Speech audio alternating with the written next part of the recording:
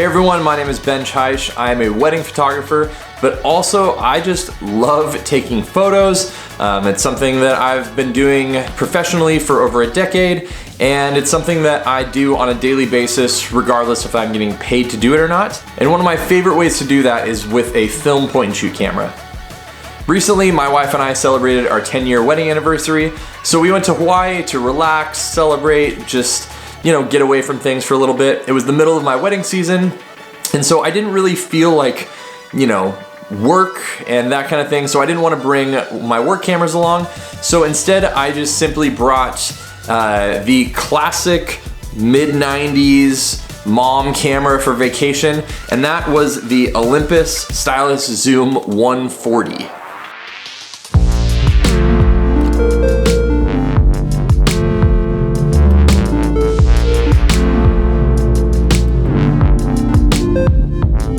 Now, I picked this camera up in a box of cameras that I bought on Craigslist a few years ago that included a Rolleiflex and just a ton of other cameras.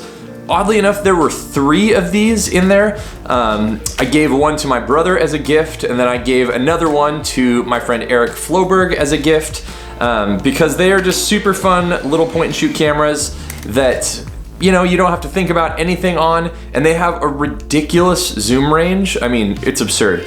So the Olympus Stylus Zoom line has a ton of different cameras, and to know kind of what the zoom range is, the following number at the end is the long end of that zoom. This particular one is the Zoom 140, which means that it has a 38 to 140 millimeter zoom.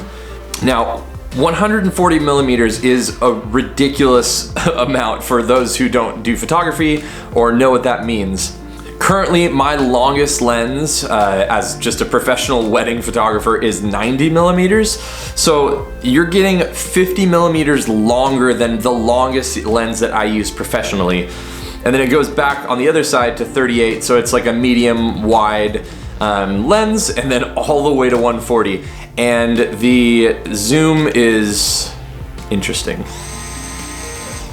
So one of the reasons I really love this camera is it's cheap.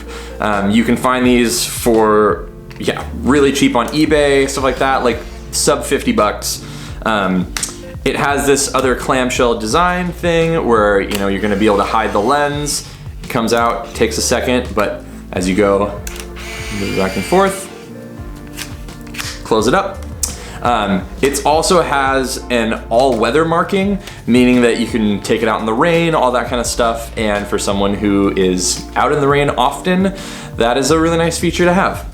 It also has the ability for you to change the flash settings, so a lot of point and shoots, you don't really have that option, you just have to deal with whatever the camera wants.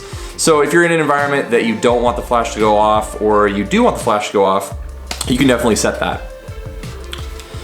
Another thing that I love about this camera, which might be a con for some people, but it has a date back. So it imprints the date on the bottom corner of the photo, which for me, I'm not using this for actual landscapes. I'm not using this for anything serious.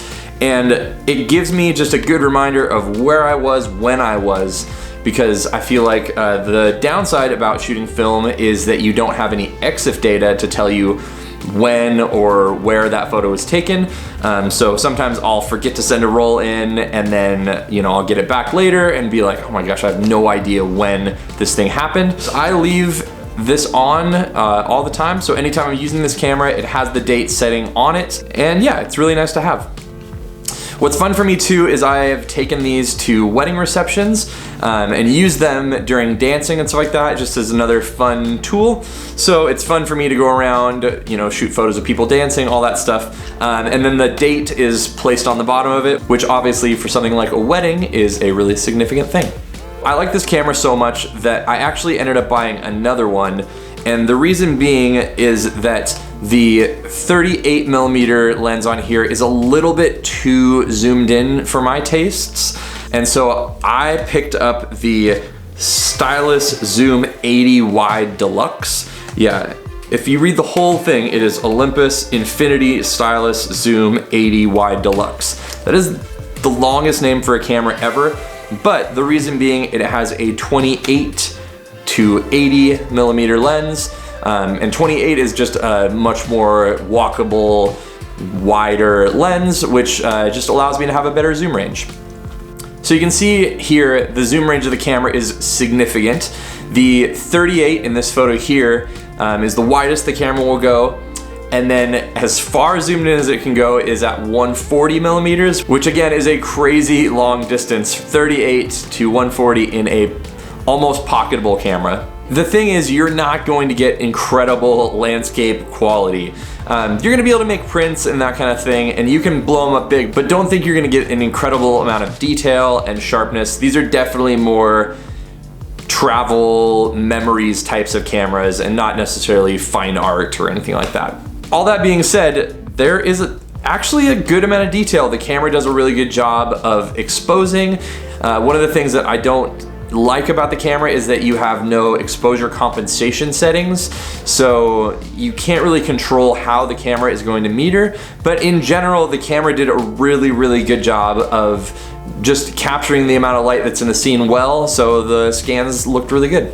So a couple of the flaws that I don't necessarily like about it is the minimum focus distance is really far. It's about 1 meter, which means that, you know, 3 feet away I'm gonna have to be more than arm's length, which is unfortunate. I bought the 28mm one, and it would be really cool if I could reach my arm all the way out, take a selfie with my kid or something like that.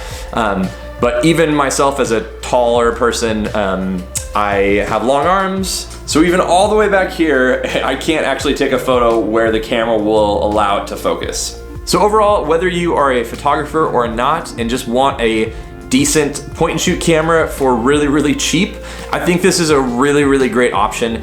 In general, I try to avoid zooms on any camera, regardless if it's just a personal camera or a professional camera. I prefer prime lenses, usually just because the quality is gonna be a little bit higher. But the fact that these are so cheap means that even if I just shot them at its widest lens and everything like that, it's still a really great value, and it's a super fun camera to take around, just have out, take to parties, take to friends' events, all that kind of stuff. Know that you're not going to be spending a ton of money if it breaks, and also they are built to last. They have all-weather sealing and all that kind of stuff, as much as I'm sure a point and shoot from the 90s can have.